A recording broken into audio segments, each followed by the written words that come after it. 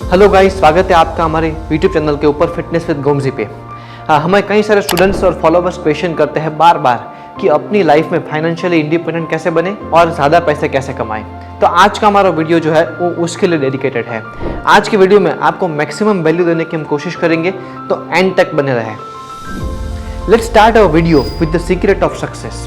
1908 का समय है। इस समय में यूएस इकोनॉमी का डाउन टाइम चल रहा था और इसी डाउन टाइम के अंदर लोगों के पास जॉब नहीं होती थी और अच्छे रिसोर्सेज और अच्छे पैसे भी नहीं होते थे। इस समय के अंदर नेपोलियन हमारी बुक के ऑथर है, उन्होंने एक मैगजीन में काम करना शुरू किया और ये मैगजीन में उन्होंने काम करना चालू किया जस्ट अपना पेट भरने के लिए, लेकिन आगे चल के वो उनको एक नई ऊंचाई और शिखरों पर ले जाने वाली थी जो उनको खुद को पता नहीं था।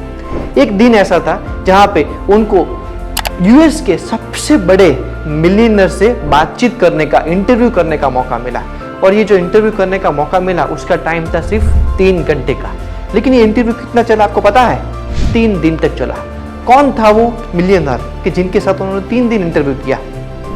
एंड्रू कार्नेगी उस समय के बहुत बड़े मल्टी मिलियनर थे। इस समय में उन्होंने सिंपल क्वेश्चन किए कि भाई लाइफ में सक्सेसफुल कैसे होते हैं, और उनका कार्नेगी ने बहुत ही अच्छा आंसर दिया कि लाइफ में विजन, ऑब्जेक्टिव एंड मिशन ना हो तो कोई भी पर्सन जो है वो हासिल नहीं कर सकता अपनी सक्सेस को। और इसी सक्सेस के लिए उन्होंने उनको एक टास्क दिया। ये टास्क ये था कि भाई वो सभी मिलियनर से मिले और उस मिलियनर को मिलने के बाद उनकी लाइफ की जो सक्सेस के पीछे का जो रीजन है उनको जाने। ये टास्क बहुत ही इम्पॉसिबल लगता था, फिर भी अपने नेपोलियन हिल ने वो टास्क को अचीव किया, टास्क को ऑप्ट किया और इस टास्क के चलते वो यूएस में 500 मिलियनर से मिले और उनकी पूरी लाइफ की सक्सेस के पीछे की सीक्रेट को जानने की कोशिश की। और यही हमारी बुक है और इसी बुक में हमारी सारी इंफॉर्मेशन 13 फॉर्मूलाज मेंशन है कि जो फॉर्मूलाज दिखाते हैं कि भाई सक्सेस कैसे होते हैं, और ये सक्सेस के ट्रस्टेड फॉर्मूलाज है जिसके ऊपर से कई सारे लोगों ने अपनी लाइफ चेंज की है। कई सारे लोग बिलियनर बन चुके हैं और वो अपने बिलियनर बनने की जो श्रेय है वो इस बुक को देते हैं। Let's start our video without wasting time. आपकी लाइफ की आधी प्रॉब्लम तो आपकी लाइफ के नज़रिए को चेंज करने से ही ठीक हो जाती है। अब लेके इसके ऊपर एक एग्जांपल देखते हैं। आप सड़क से जा रहे हैं और आपके पास एक बाइक है और सामने एक अच्छी सी लग्जरियस कार खड़ी हुई है। आपको फील होता है कि काश मेरे पास ही होती, और दूसरा नज़रिया ये बोलता है कि आप उसे देखकर बोले कि भाई ये मैं बहुत ही जल्दी कर दूंगा, और आप गोल सेट कर ले और डेडलाइन सेट कर ले। अब देखिए दोनों ही नज़रिए जो है उसमें पहला नज़रिया ये बोलता है कि आपको नेगेटिविटी देगा, जेलसी देगा और आपको पूरा दिन डिप्रेस और स्ट्रेस में रखेगा। और जो दूसरा नज़रिया है वो आपको स्टेप्स देगा, उपाय देगा कि जिससे वो आप कार खरीद सकते हैं। तो कौन सा नज़रिया सही होता है? ऑब्वियसली दूसरा नज़रिया सबसे सही होता है। और ऐसे ही नज़रिए के लिए एक थॉट है कि भाई your thoughts are so much powerful that they can create so many और they can fulfil so many objectives. तो ये फर्क होता है नज़रिए के बीच में। तो इसी के साथ हम चालू करते हैं नेपोलियन हिल की रोड टू रिचेस बनने की stories, think and grow rich के पहले सक्सेसफुल प्रिंसिपल के साथ। Are you eager to wait? पूरा वीडियो एंड तक देखिएगा बिकॉज वीडियो में बहुत वैल्यू है। थोड़ा बड़ा होगा लेकिन आपको बहुत वैल्यू देगा।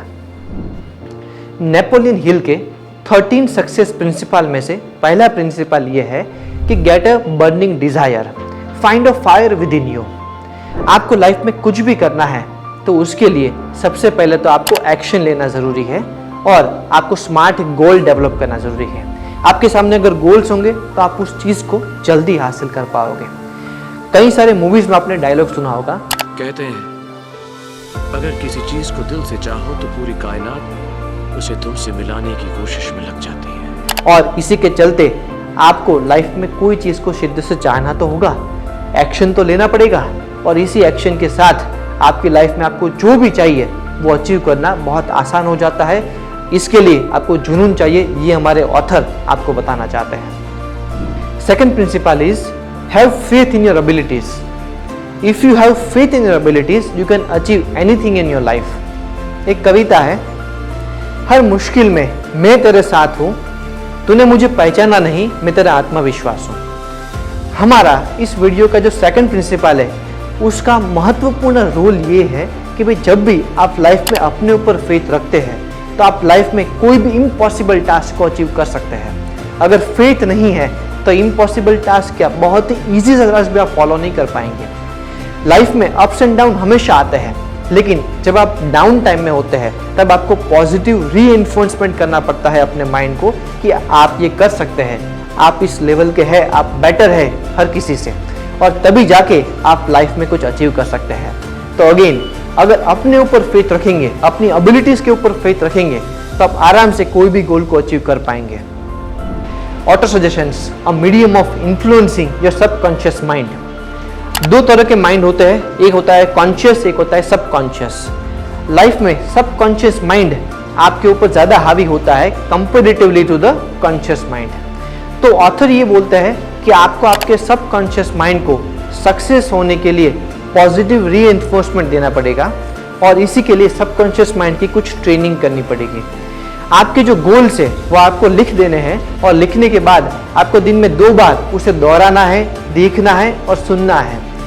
ऐसे करते ही आपकी लाइफ में आपका जो सबकॉन्शियस माइंड है उसको एक सिग्नल मिलता है, उसको एक सजेशन मिलता है कि यस, मुझे ये गोल करना है, और आपके जो भी decision day to day basis पर होते हैं वो उसके ऊपर इन्फ्लुएंस होते हैं। तो अगर आपका गोल है, वो गोल हासिल करने के लिए आपको एक स्पेसिफिक डिसीजन लेना है, वो लेने में ज़्यादा हेल्प मिलती है। Let me give you one example. अगर आप डाइट पे हैं, आपको डाइट करना है और आपने लिखा है कि मुझे अपनी ये डिज़ायर फिजिक को इतने टाइम में अचीव करना है, अगर आप उसे लिख के रखते हैं, दिन में 2 बार पढ़ते हैं, तो जब भी आप खाने बैठेंगे तब आपको वो याद आएगा कि ये नहीं, मुझे ये गोल अचीव करना है, और उस डिसीजन के अकॉर्डिंग आपका पूरा जो लाइफस्टाइल पैटर्न है वो चेंज हो जाएगा। तो इसे बोलते हैं power of auto suggestions via subconscious mind. और ये सबकॉन्शियस माइंड की जो पैटर्न है that's most influencing in sports industry, specifically for athletes. तो ये एथलीट माइंडसेट आपको फॉलो करना बहुत ज़रूरी है अगर आप सक्सेस होना चाहते हैं। Fourth success principle is specialise knowledge, learning from experience और ऑब्जर्वेशंस। हम अपने लाइफ में कई सारे अनुभवों से गुजरते हैं, ये अनुभव अच्छे बुरे हो सकते हैं। नेपोलियन हिल हमें सलाह देते हैं कि भाई अपने बुरे अनुभव से सीखने से अच्छा है कि दूसरों के बुरे के अनुभव से सीखें, जिससे आपका टाइम काफ़ी सेव होता है और आपके लाइफ में स्ट्रेस, एंग्जाइटी, ये सब चीज़ें कम रहती है, नेगेटिविटी कम रहती है। और ये एक स्मार्ट मूव भी है कि दूसरे के खराब अनुभव से सीख ले तो अपनी लाइफ में खराब अनुभव आगे चल के नहीं आएंगे।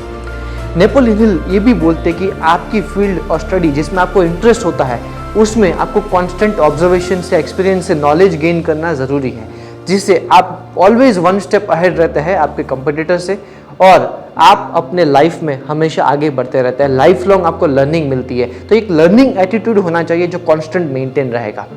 ये आपको मेंटर भी सिलेक्ट करने चाहिए आपकी फील्ड के, जो सबसे अच्छे मेंटर होते हैं, जो आपको रास्ता दिखाते हैं, आपको गाइड करते हैं कि आपको कौन से डायरेक्शन में आगे बढ़ना है और आपको कहाँ पे नहीं जाना है, जिससे आपका कई सारा टाइम सेव होता है। तो हमेशा सीखते रहना, ये इन सक्सेस प्रिंसिपल का मूलभूत सोर्स है। तो learning attitude never stops, this will be our 4th principle. 5th success principle is imagination, the workshop for mind. Imagination जो है वो आपके माइंड का एक ऐसा वर्कशॉप है जहाँ पे सारी स्ट्रेटजीज और सारे प्लान्स डेवलप होते हैं या शेप लेते हैं। इमेजिनेशन को समझना है तो 2 तरीके से समझ सकते हैं। Statistically there are 2 types, first is synthetic and second is creative. Synthetic imagination मतलब आपके सराउंडिंग से, एनवायरनमेंट से, सेल्फ एक्सपीरियंस से, गोल से, स्टडीज से आपको जो मिलता है उसमें बोलते हैं सिंथेटिक इमेजिनेशन, कि जो बेसिकली कोई भी अचीव कर सकता है और उससे ही मैक्सिमम आइडियाज़ और आपके जो गोल से वो शेप लेना चालू हो जाते हैं, इतना ही इनफ होता है। सेकंड होता है which is creative imagination. Creative imagination जो है वो स्पेशली तब डेवलप होता है जब आपको वाइब्स है, जब आपकी अलग प्रकार के आइडियाज़ है, आप उसके ऊपर काम करते हैं सेपरेटली, एंड उसके लिए क्रिएटिव माइंड का होना भी ज़रूरी है और डेवलप करना ज़रूरी है। जैसे कि बच्चों को बचपन से एक स्टडी ऐसा सजेस्ट करती है कि भाई ड्राइंग में या तो कंप्यूटर्स में या तो ग्राफिक्स में, ऐसी फील्ड में अगर उनको डाला जाता है तो उनकी क्रिएटिव एबिलिटी ओपन होती है और क्रिएटिव इमेजिनेशन जो है वो बढ़ता है। तो ये दोनों इमेजिनेशन का बहुत बड़ा रोल होता है आपके गोल्स को कंप्लीट करने के लिए। और अगर इमेजिनेशन जो है वो तब जाके निखरता है जब आप अपने पैशन या अपनी जो फील्ड है उसके प्रति बर्निंग डिजायर रखते हैं, जो हमारा पहला प्रिंसिपल था। तो all this principle which we are studying ना, दे आर इंटर रिलेटेड। तो बेसिकली इमेजिनेशन एक बहुत बड़ा वाइटल की प्लेयर है जो हर किसी के माइंड में होना ही चाहिए, और तभी जाके आप सक्सेसफुल बनते हैं, ऐसा नेपोलियन हिल बोलते हैं। 6th important principle is organise planning. Conversion of desire into the action. अगर आपको कोई युद्ध खेलना है तो आपको डेफिनेटली एक अच्छी सेना चाहिए। वैसे ही आपको अगर लाइफ में आगे बढ़ना है तो आपको एक अच्छी टीम चाहिए। टीम जो है वो आपका वर्कलोड काफ़ी कम कर देती है। अगर टीम को ऑर्गेनाइज प्लानिंग या अच्छी लीडरशिप मिल जाती है जो उन्हें इन्फ्लुएंस कर सके तो वो और अच्छे से काम करती है और जो माइक्रो लेवल के काम होते हैं वो हैंडल हो जाते हैं। फिर उसके बाद जो ऑर्गेनाइजेशन के लीडर है उनको सिर्फ मैक्रो लेवल के काम के ऊपर फोकस करना पड़ता है और ये मैक्रो लेवल के काम जैसे कि इमेजिनेशन, जैसे कि विजुअलाइजेशन, जैसे कि फ्यूचर प्लानिंग, जैसे कि ऑब्जेक्टिव एंड मिशन का मेंटेन होना, ये सब चीज़ों पे फोकस कर सकते हैं। नेटवर्किंग लाइक थिंग्स, और उसकी वजह से उनकी एक्चुअल ग्रोथ होती है। आपके पास हमेशा प्लानिंग होनी चाहिए। अगर प्लान ए फेल हुआ तो प्लान बी फेल हुआ तो प्लान सी फेल हुआ तो plan D. Likewise, there are 26 alphabets. You know what I'm trying to say. What I'm trying to say is that you always need to have plan B in any condition, जिससे आप अगर एक plan में fail होते तो आपके पास दूसरी चीज़ तैयार रहे। तो यही नेपोलियन हिल में बोलना चाहते हैं कि भाई ऑर्गेनाइजेशन में प्लानिंग ज़रूरी है और मैनेजमेंट ज़रूरी है। ये दो चीज़ें अगर आपने अचीव कर ली तो आप एक इक्विलिब्रियम के स्टेट में जाते हैं जहाँ पे आपकी कांस्टेंट ग्रोथ होती रहती है। 7th principle is decision making. Decision जो है वो हमेशा रैपिड होने चाहिए और बेसिकली प्रोकास्टिनेटेड नहीं होने चाहिए। नेपोलियन हिल ऐसा बोलते हैं कि भाई प्रोकास्टिनेशन ये आपकी सक्सेस की सबसे बड़ी बाधा बनता है। प्रोकास्टिनेशन मतलब क्या? आज का काम कल करना, कल का काम परसों को करना, परसों का काम जो है उसके बाद के दिन करना, ऐसे काम को डिले करते रहना है। एक एग्जांपल मैं देता हूँ। 1 जनवरी को सभी लोग एक प्रकार का एम लेते हैं कि मुझे जिम जाना है। जिम जाने के बाद पूरे महीने तक वो शायद 15 या 20 दिन रेगुलर जाएंगे। पूरा महीना, पहला महीना एकदम अच्छे से करेंगे। जैसे ही पहला महीना फिनिश हुआ उसके बाद जिम जाना बंद, जिम की फीस वेस्ट। अगले साल फिर दिसंबर की राह देखेंगे कि वे नए साल में जाएंगे। ऐसा आप देखिए हर जिम में होता है, हर फील्ड में होता है। आप अगर देखेंगे कि डिसीजन लेने की जो डिले है वो आपको काफ़ी डिले कर देती है लाइफ के अंदर। तो अगर आप जल्दी डिसीजन लेंगे और डिसीजन लेने के बाद उसके ऊपर एक्शन फटाफट से लेंगे तो आप बहुत जल्दी आगे बढ़ पाएंगे, क्योंकि आपके सामने या आपका कंपटीटर जो है वो आपकी स्पीड को मैच ही नहीं कर पाएंगे। आज आपने मॉर्निंग में कोई चीज़ सोची और आपको लगता है कि इवनिंग तक वो पॉसिबल हो जाएगी, तो don't delay it for tomorrow, do it today only, जिससे आपको लॉन्ग टर्म में काफ़ी ज़्यादा इम्पैक्ट दिखना चालू हो जाएगा अपनी पर्सनल ग्रोथ पे भी और अपने बिजनेस की ग्रोथ पे भी। तो अगर आपको प्रोकास्टिनेशन नहीं करनी है, प्रोकास्टिनेशन से डिसीजन पावर जो है बहुत डिले हो जाती है। That was our 7th important rule. और ये सिर्फ इस बुक में नहीं, देयर आर मल्टीपल बुक्स कि जिसका सबसे पहला रूल होता है procrastination. Procrastination always delays lots and lots of things in your life. हमारा 8th प्रिंसिपल है persistence, a sustain efforts necessary for the change. एक एग्जांपल से मैं ये बात समझाने की कोशिश करता हूँ।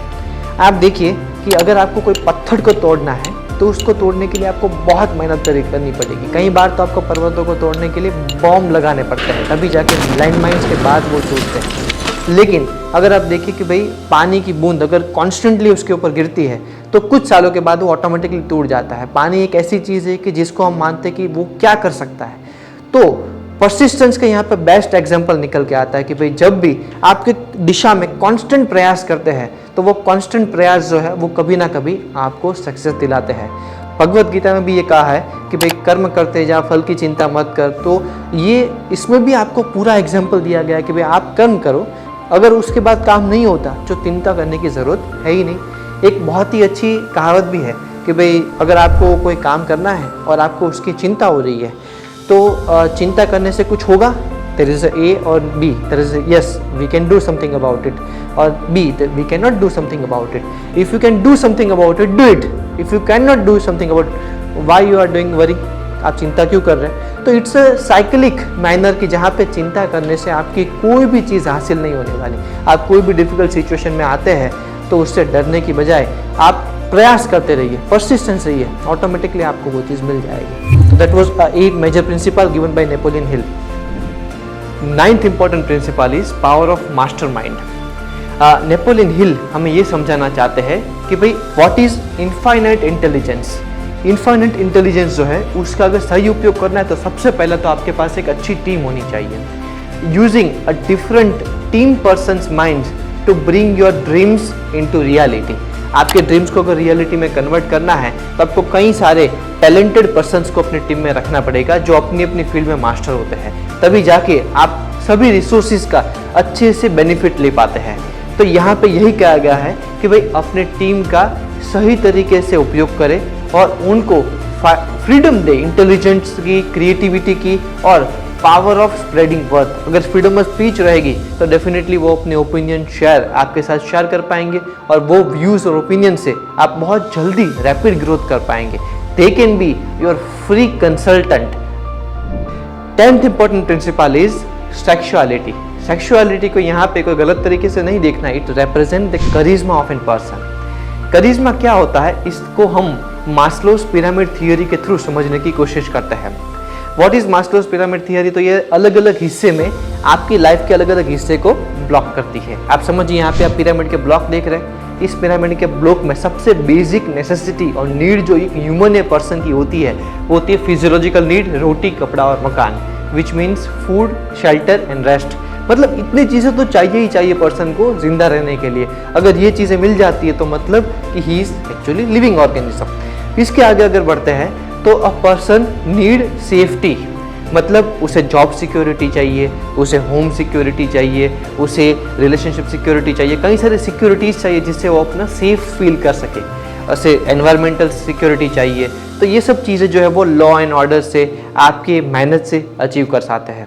उसके बाद एक नीड होती है लव एंड बिलोंगिंगनेस। लव आपने फिल्मों में ज़रूर से देखा होगा कि भाई इंसान जो है प्यार के पीछे पागल हो जाता है, सही में वो हो जाता है, कई बार अपने काम के पीछे भी जुनूनी हो जाता है। तो ये बहुत ज़रूरी है कि भाई एक पर्सन की लाइफ में फुलफिलमेंट के लिए कोई रिलेशनशिप हो, फ्रेंड्स हो, फैमिली हो, जिनके साथ वो रिलेशन बना सके, बिकॉज काम के बाद उनको उन्हीं के पास जाना होता है। उसके बाद जाके आता है सेल्फ स्टीम। सेल्फ स्टीम में रिस्पेक्ट है, पावर है और उसके अलावा एक ओहदा भी बहुत मैटर करता है। तो ये चीज़ें ऐसी होती है जहाँ पे एक इंसान कुछ सालों के बाद उन्हें इन चीज़ों की भूख होती है अपने करियर के अंदर, स्पेशली आप ये देखने को मिलेगा।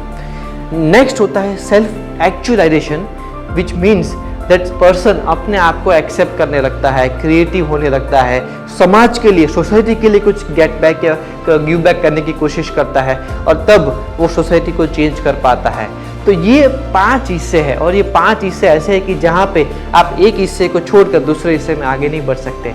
एक हायरार्की है और यही हायरार्की में एक पर्सन हमेशा आगे बढ़ता है। आप कोई भी सक्सेसफुल पर्सन को देख लीजिएगा, उसने चालू किया होगा एकदम बेसिक नीड से, then he came for security, then he came for like love, friendship, family, relatives, then he went for like self esteem, एक पावर की उसे भूख होती है और देन वो आगे बढ़ता है कि भाई चलो समाज के लिए कुछ करे, सोसाइटी के लिए कुछ करे। तो इसके आपको समझ में आता है कि भाई करिश्मा या पर्सनालिटी कैसे डेवलप होती है और आपको आपकी करिश्मा अगर बनाना है तो इसी स्टेप को फॉलो करना पड़ेगा। 11th principle suggest that subconscious mind has a strong interconnection with conscious mind. इसको एक एग्जांपल से समझते हैं कि भाई अगर आप छोटे होते हैं तब आपको कोई चीज़ खाने में बुरी लगी है, आपके टेस्ट बड को पसंद नहीं आई है और आप बड़े होकर 30, 40, 50 साल बाद भी उस चीज़ को देखते हो तो आपका माइंड आपको ऑर्डर करेगा कि ये आपको नहीं खानी है बिकॉज ये आपको पसंद नहीं थी। ये क्यों होता है? बिकॉज सबकॉन्शियसली आपके माइंड में वो डेटा स्टोर है। तो जब सबकॉन्शियस माइंड में डेटा स्टोर है, वही डेटा जो है वो कॉन्शियस माइंड जो है उसे इम्प्लीमेंट करता है। तो बेसिकली आप समझ सकते हैं कि भाई सबकॉन्शियस माइंड जो है वो एक प्रकार का राइटर है और कॉन्शियस माइंड जो है वो एडिटर है जो इम्प्लीमेंट करता है चीज़ों को। तो इससे स्ट्रॉन्ग कनेक्शन एस्टेब्लिश होता है सबकॉन्शियस एंड कॉन्शियस माइंड के बीच में। अब नेपोलियन हिल हमें ये बोलते हैं कि भाई इसका हमें फ़ायदा क्या होता है। तो जितने सक्सेसफुल लोग हैं वो क्या करते हैं कि अपने गोल्स को राइट डाउन करते हैं, उसके बाद एवरी डे वो उसको अपने नज़र के पास रखने की, अपने ऑफिस में, अपने रूम में, अपनी कार में रखने की कोशिश करते हैं और दिन में एटलीस्ट 1 टाइम वो उसको विजुलाइज करते हैं आंख बंद कर कि भाई मुझे ये अचीव करना है। ऑटोमेटिकली उनके जो डेली बेस के एक्शन होते हैं उन एक्शन में उनका अलग अलग प्रकार का डिसीजन पावर चेंज हो जाता है। वो एक्शन ऐसे लेते हैं जो उनको उनके गोल्स अचीव करवाने में हेल्प करते हैं। जैसे अगर उनको कार लेनी है तो कार लेने के लिए जितने स्टेप्स या एक्शन होने चाहिए डेली बेस पर उनके जो डिसीजंस है वो उनके ऊपर डिपेंड हो जाते हैं।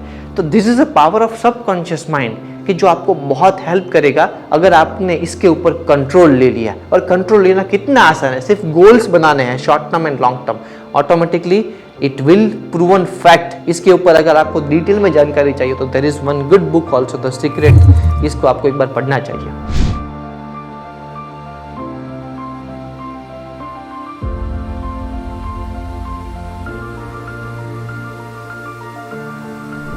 हमारा 12th प्रिंसिपल है the brain a broadcasting and receiving station for thoughts. हमें हंसना हो, खाना हो, पीना हो, रोना हो, कुछ भी करना हो, हमें ये सिग्नल्स कौन देता है? हमें सारे सिग्नल्स ब्रेन देता है। अगर हम बात करें तो ब्रह्मांड में ऐसे कई सारे फोर्सेस हैं कि जो इनटेंजेबल है और ब्रेन में थॉट के थ्रू आते हैं, और यही थॉट के थ्रू जो हमें सिग्नल्स आते हैं वो हमें प्रभावित करते हैं क्रिएटिव इमेजिनेशन के लिए। हम एक एग्जांपल के साथ समझे तो अगर किसी ने आपको इमोशनल इंटेलिजेंस के साथ कोई बात की है, मतलब इमोशनली हैप्पी, सैड, कोई भी इमोशन के साथ जब बात करता है तब आप उसे जल्दी ग्रास्प कर लेते हैं, आप जल्दी समझ लेते हैं और सबकॉन्शियस माइंड में वो फिट भी हो जाती है। तो ये क्यों होता है? बिकॉज जब भी कोई इमोशन अटैच हो जाता है तो ब्रेन के लिए उसे समझना काफ़ी आसान होता है instead of the robotic moment. तो ये एक बहुत अच्छा एग्जाम्पल है कि भाई इमोशंस मैटर्स अ लॉट, और इससे आपको सीखना ये भी चाहिए कि अगर आपको किसी से बातचीत करनी है, किसी को ऑर्डर देना है, किसी को समझाना है, तो इमोशनल इंटेलिजेंस जो है वो भी बहुत मैटर करता है आपकी लाइफ के अंदर, और यही इमोशनल इंटेलिजेंस को मेंटेन आपका ब्रेन करता है। तो ब्रेन को भी हमेशा पॉजिटिव फीलिंग देना ज़रूरी है, जो आपको मेडिटेशन और रेस्ट से मिलता है। 13 इंटरेस्टिंग प्रिंसिपल है the ghost of fear. In order to escape the fear you need to go through it, not around it. ये बहुत ही पॉपुलर कहावत है, आप सब ने सुनी होगी कि फियर का सामना करना ज़रूरी है, ना कि उसे अवॉइड करना। हम सब की लाइफ में मोटे मोटे तौर पर 6 फियर होते हैं, जिसमें से पहला होता है द फियर ऑफ पॉवर्टी, मतलब गरीब हो जाने का या पैसा खो देने का, रिस्क ना लेने का फियर। सेकंड होता है द फियर ऑफ क्रिटिसिज्म, क्या कहेंगे लोग, ये रोग सबको होता है कि भाई लोग क्या कहेंगे, तो इसके चलते हम कोई नई चीज़ ट्राई ही नहीं करते। थर्ड होता है द फियर ऑफ हेल्थ, मतलब हमारी हेल्थ अच्छी नहीं रहेगी तो हम अच्छे से अ क्वालिटी लाइफ हम नहीं जी पाएंगे। Fourth is the fear of loss of love, कि आपकी ज़िंदगी के फ्रेंड्स, फैमिली, रिलेटिव आपको छोड़ के चले जाएंगे, इस वजह से भी आप उनको अच्छे से, आपको जो नहीं करना है वो सामने से बताते नहीं। कई बार कई सारे फैमिली प्रॉब्लम्स इसी वजह से आते हैं कि ओपननेस नहीं होती, शेयरिंग नहीं होती। फिफ्थ फियर होता है the fear of old age, कि भाई बुढ़ापा आ जाएगा, किसी को बूढ़ा नहीं होना, सबको यंग रहना है, और इस वजह से कई सारी दिक्कतें आती है। कई सारे लोग कितने दवाइयाँ, कॉस्मेटिक्स और ये सब चीज़ें का, जिससे कैंसर जैसे रोग कितने बढ़ चुके हैं, आप सब जानते हैं। एंड सिक्स्थ होता है द फियर ऑफ डेथ, मौत का डर तो सबको होता है, तो इस वजह से हम लाइफ में कई सारे एडवेंचरस चीज़ नहीं कर पाते। और ये अगेन कॉन्ट्रोवर्शियल टॉपिक है, कौन किसको किस तरह से लेता है फियर को, उस हिसाब से उनको मैनेज करना है, बट मोस्टली ये 6 फियर आपको देखने को मिलेंगे। अब अगर फियर से बाहर आना है तो आपको विल पावर चाहिए। विल पावर ऐसा होना चाहिए कि मैं फियर का या कोई भी प्रकार के मेरे डर का सामना करूंगा। डर आपसे मजबूत तो नहीं हो सकता, ये आपको भी पता है और मुझे भी पता है।